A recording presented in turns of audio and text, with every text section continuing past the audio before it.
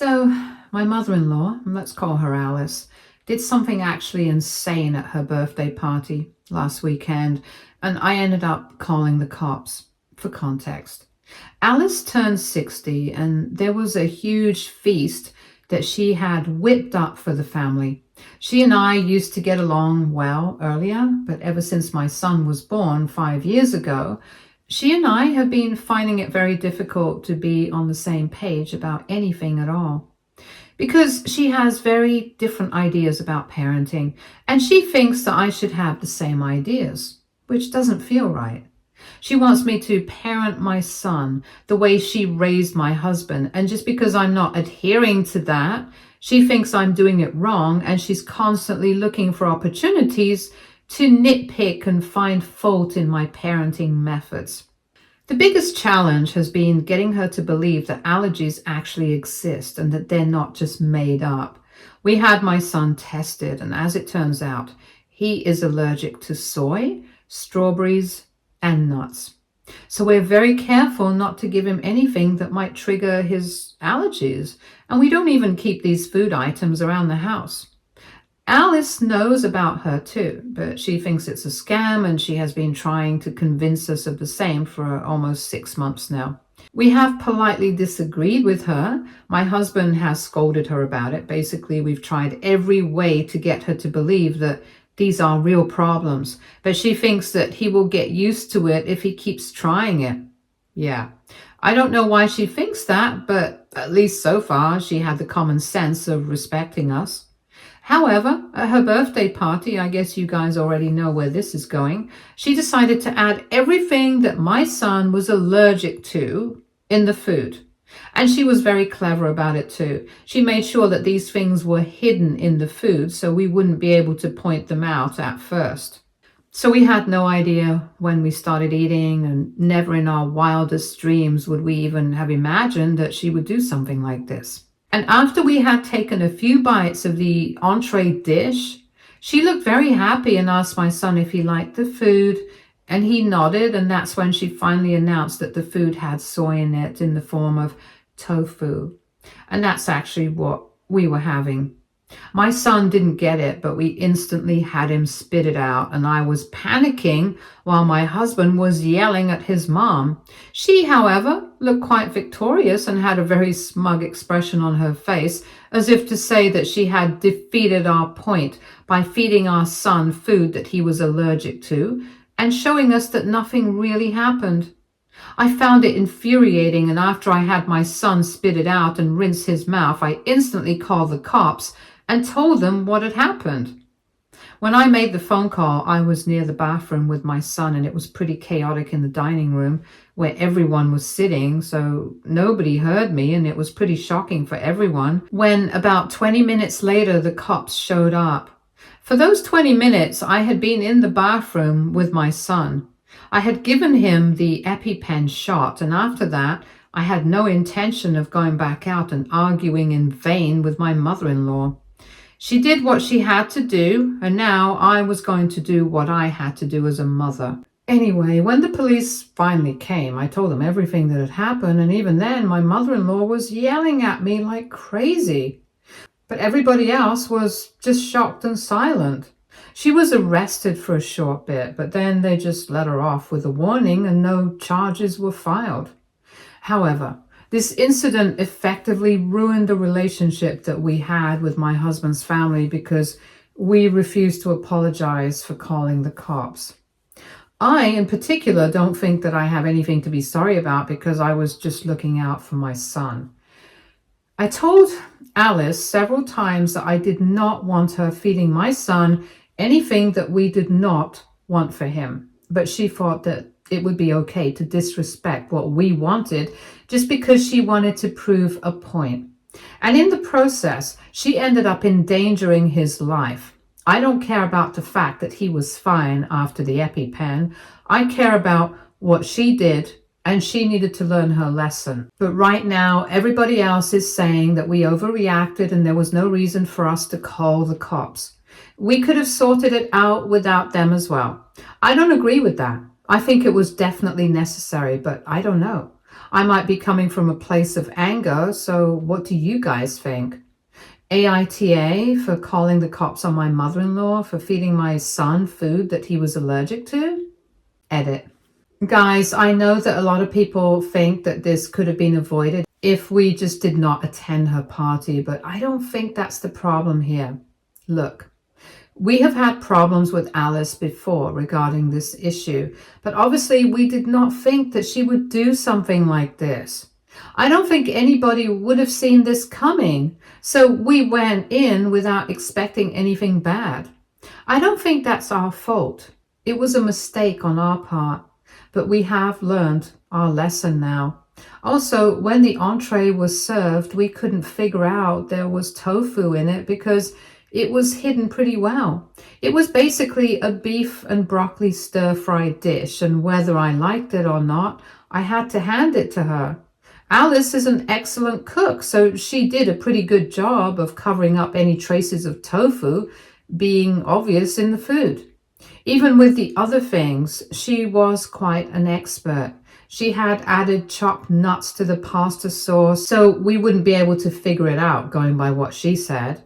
We didn't get to the dessert, but we're pretty sure that she must have added strawberries in it in some form that we wouldn't be able to tell. So yeah, it was a mistake on our part to attend the party, but then nothing like this has ever happened before. We have disagreed, but in the end, she's always told us that she respects what we want for our son. She just doesn't necessarily believe in it. And we thought that was fine, and we didn't want to make things worse by picking more fights, so we let it go.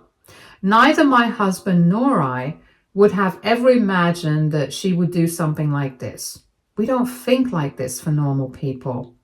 Anyway, that was our bad, and we are sorry about that, but I also don't think that it's fair to judge us too harshly for that. That's all I have to say. Update 1. Hey, thank you so much, everyone, for all the supportive comments, at least that way. It's been way easier to deal with the amount of heat that I'm getting from my husband's family right now. Nobody wants to talk to us, and it's all because of what we did. Well, technically, it's because of what I did, because my husband had no idea what I was up to in the bathroom. But even then, he's been quite supportive. He said that I did the right thing and that I don't have anything to apologize for. So obviously, his family is not even speaking to him. Nobody apart from my father-in-law has had any interaction with us. And the only reason even he is talking to us right now is because he wants us to apologize and set everything right.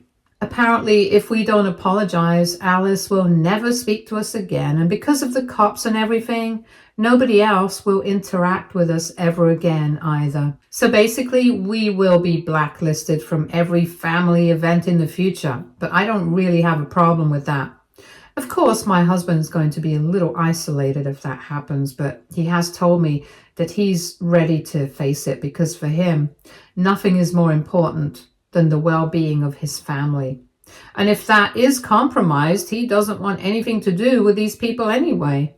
It's been over a week since the incident, and we have thought about it a lot. We just cannot imagine a reason to forgive or ask for forgiveness because what Alice did, after all, was unforgivable. We are lucky that nothing did end up happening because we took the right course of action in time. But who wants to know what might have happened if she did not decide to tell us what was in the food when she did? We would have let our son have it all, and then God knows what would have happened. It was a serious risk, and she doesn't seem to understand how dangerous it was. Things could have gone south pretty quickly, and the fact that she's taking this so lightly, it just goes to show that she seriously doesn't believe that allergies are real. And I'm sorry, but I just don't have the time or energy to deal with these old-fashioned stupid beliefs. They have been debunked more times than we can count, and if she wants to stick to those beliefs, she can be my guest, but I'm not going to take this nonsense. And the fact that my father-in-law is actually taking her side on this, defending her and trying to make it seem like it was not a big deal, I just can't wrap my head around it. In fact, the fact that even the rest of the family is against us on this, it seems insane. It's not like everybody else also believes that allergies are made up of scams or whatever. Most people agree that she shouldn't have done what she did. But they also think that I overreacted by calling the police, which is where I disagree with them. They seem to think that just because nothing happened, everything was fine and we could just brush this under the carpet and move on like it never happened. But I'm sorry, that's not how things work. Nothing happened because we got lucky, because she told us what was in the food just in time, because we were quick to take action. That's why nothing happened. It was not because what she did was safe to do. And for that, I don't feel the need to forgive her, nor do I feel the need to ask for forgiveness. Besides, going by the same logic, it's not like anything happened to her either. She just got away with a slap on the wrist, and after that, she was let go. So I think we can call it even. She doesn't need to apologize to us, and we don't need to apologize to her. It's as simple as that. I don't know why people are making such a big deal out of it. They probably just want to create drama out of nothing, but I'm not indulging in this anyway. I'm just glad that my husband is on my side and being so supportive. That's all that matters to me right now, because we just really don't need this kind of negativity in our lives. Update 2. So it's been 4 days since my last update, and today in the morning my husband told me that he had been blocked by his parents everywhere, and even the rest of the family had done the same thing. So I checked my social media account, and of course the same thing had happened to me as well. I did not care much, but he seemed to be a bit affected, so no matter how hard he tried to cover it up by acting like everything was fine, I actually felt really bad for him, because I couldn't believe that his parents were behaving this way, even though it was their own fault. They could solve this whole thing just by apologizing to him. And even if I don't speak to them again, I know that my husband at least will try to fix things with them, because apart from all this that has happened recently, he has always had a good relationship with these people. And I know he really loves his family. But if this is how they're behaving, then I don't know what to say. But let alone apologizing, they are pretending that we are the bad guys here just because the cops were called on them. And I still refuse to feel any sort of remorse for that, because I did what my maternal instinct said. Maybe it was unnecessary, but it had to be done, because Alice couldn't just get away with whatever she did just because she thought that it was not a big deal. And I know that I'm repeating myself, but I don't know why. I just feel like this has gotten way out of hand. I've spoken to my friends and family about this, and they agree with me that whatever I did, it had been in the heat of the moment, but it was not exactly wrong. I don't understand how everybody else can see it, but they just can't. I think they're being obtuse on purpose, but it's their loss, in all honesty. Because for now, they might be fine with the fact that they're not going to be able to speak to my husband or my son, but give it a few months and I'm sure that they'll come crawling back to us themselves. My in-laws adore my husband. He's an only child, so that makes sense. As for my son, he's obviously beloved by all his grandparents, and I'm sure that my in-laws wouldn't like to miss the chance to watch him grow up. Which they might just end up doing if they continue to behave like this. But that's their personal choice. I can't do anything about it. I'm just upset that their choices are making my husband sad. That's all I care about. But apart from that, if they never spoke to me again, I would still be fine with it. It's only my husband I'm worried about right now. Update 3. 2 weeks have passed since my last update, and even now my husband and I are blocked everywhere. But I don't think that's going to affect him anymore. In the past couple of days, I could tell he was very upset about whatever was going on with him and his family, and it made me really sad that I couldn't do anything to help him out. At one point, I even said that if he wanted to, we could try to contact his parents and sort things out with them. But he's the one who said that he did not want to do that, because even though it made him really sad that they were acting like this, at the end of the day, he knew that what they had done was unforgivable. So he had no intention of reaching back out to them. And if things had to be sorted out at some point, they would have to be the ones to take the initiative, and they would have to be the ones to come to us and apologize. And that made sense, so I didn't push it further. Eventually, they did show up, but it was not to apologize. Earlier today in the morning, Alice and my father-in-law were standing outside the door.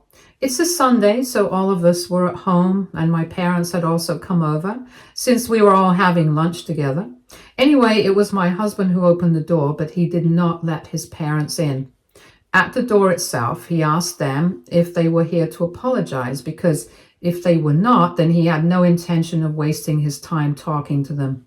He told them that he was entertaining guests and it would be better for them not to embarrass him by throwing a tantrum. So if they had no intention of apologizing, they had better leave. I could hear everything. I was standing right behind him, but because he hadn't opened the door fully, his parents couldn't see me. So they started whispering, saying that they do not want to embarrass him either, and neither did they want him to embarrass him, so they better be invited inside, or else they would not talk to him at all, because it's quite insulting to be spoken to like that, forcing them to stand outside as if they're door-to-door salesmen or something. But my husband was quite determined. He had made up his mind, and he said that until and unless his parents could tell him that they were here to apologize to him, he was not going to let them in. I could hear him speaking to them, and then all of a sudden, after he said that, his parents started cursing me out for no reason. They started accusing me of brainwashing him, saying that I was the one turning him against them and making him act like this. I was so shocked. I had no idea where all that even came from. And that was not it. They started saying the worst things about me, claiming that I was the one who had ruined everything for them with my newfangled ideas, and apparently I'm responsible for their family falling apart like this. So if anything, I should be the one apologizing to them. But even so, they were the ones who had bothered to show up and try to talk things out with us. They call me some pretty horrible names. I don't want to repeat it here, but it really brought tears to my eyes. It was one thing for them not to like me right now after everything that had happened, but it was another thing completely to stoop down to the level of name-calling and mudslinging of that kind. Thankfully, though, my husband did not entertain this nonsense at all. As soon as they had started speaking against me, he told them that he was not interested in speaking to them and shut the door on their faces, but they still didn't leave and kept ranting against me standing right outside the door. We expected them to go away after a few minutes when they realized that we were not opening the door again. But instead, they just started shouting even more horrible things about me and were banging on the door. It was shocking for all of us, especially my parents, and they were very upset about the whole thing. My son even started crying, and that's when I decided to open the door, and I told them that if they did not leave, I would call the cops on them once again. And this time I was going to make sure that I pressed charges against them somehow. So then, of course, Alice couldn't take it, and she started cursing at me right to my face, and she literally had to be restrained by her husband physically so that she wouldn't end up attacking me. To be very honest, it seemed like she was going insane or something, and she was acting really feral. I was scared for a bit, but mostly I was just angry that she was ruining this day for me, because it's not like every day is a Sunday that we get to spend with my parents. All week, my husband and I work hard, and we only get the weekends for our family. But here they were ruining everything for us. So it was really annoying for me. At one point, I kept the door open and I made a whole show of taking out my phone from my pocket and dialing a number. But by then, I guess they had realized that I wasn't joking and I really would call the cops. So they quickly got into their car and started driving away. But even then, I could still hear Alice screaming about what a terrible person I was. I didn't care though. I was just glad that she was gone. Anyway, after they left, we got down to discussing whatever had happened with my parents, and they told us that it was about time that we started considering getting a restraining order against these people. Because today, given the way they had behaved, they would not put it past my in-laws to try and do something like this again. Maybe next time it would be even worse. And it's definitely a possibility, in all honesty, because if Alice is capable of giving my son food that she knows he's allergic to, then I'm not going to take the risk of putting anything past her. My husband also agreed that it's about time that we speak to a lawyer and do something about this because this was not okay. They had no right to come to our house and speak to us like this and say such nasty things about me, especially when they knew that my parents were at home. No matter how hard I try, I'm not going to be able to forget how they were screaming the most horrible things about me outside my house, making sure that my son and my parents heard about it. It was humiliating. And I don't want to repeat this episode ever again. Besides, if they try to show up again, they might show up sometime when we might not be at home. I don't know what to expect. But it doesn't matter because my husband and I are going to speak to our lawyer this week, and hopefully we'll be able to get a restraining order against them. Until then, we just have to be alert. There's nothing else to it. The only sad part is that when, after everything had died down, my son realized that it had been his grandparents screaming outside, he had been very confused about everything. He kept asking us why they were not being let inside, why they were not talking to him or playing with him anymore, why he didn't get to see them so often as we used to. It's kind of upsetting, but it's for our good. We have had to cover it up with white lies because the reality of the situation is not something that we want to share with him right now. I don't know if it's the right thing to do or not, but what I do know is I don't want to upset my son, especially at his age. So we're trying to keep him from finding out anything about the reality. I just hope that in a few weeks or months, maybe he'll be able to forget about all this. I just hope this gets easier to deal with time. Update 4. So a couple of days ago, we spoke to a lawyer and we are going ahead with the restraining order. We made that decision just in time. I'm really glad that we went ahead with it without choosing to wait because last night, my mother-in-law took it upon herself to threaten me. She sent me a message from a random number, but I knew it was her. It had to be. I could tell from the tone of the message. Besides, it's not like I have a lot of enemies. It's just her who doesn't like me and would go to such lengths. Anyway, basically, the message said that I was making a huge mistake by isolating my husband from his family and that she was going to make sure that I did not get to manipulate and brainwash my husband and son against their family any longer. She ended the message by saying that if I knew what was good for me, then I would apologize to the people I had insulted and turn them against instead of acting so arrogant. Or else I would end up facing the consequences and they wouldn't be pretty. I mean, I think that's definitely a threat. And when I showed it to my husband, he agreed that it had to be his mom and she was definitely threatening me. He found it very weird that she was acting like this because it's really not like her. But then again, I guess the only reason we never saw this side of hers was because we mostly got along with her. But now that her only son won't speak to her, I'm guessing the claws are bound to come out. Well, it's a good thing that she threatened me because now it's pretty much something that we know for sure that we're going to be able to get the restraining order against them. So if anything, she just dug herself into a deeper hole. It's very disappointing that she has chosen to go down this route, given the kind of relationship we used to have earlier. But I guess my husband and I should have just severed ties with her the second she started telling us that allergies and everything like that are just scams and we don't need to believe in them. I guess we should have seen this coming, but we gave her the benefit of the doubt. Not anymore, though. Not after she endangered our son's life.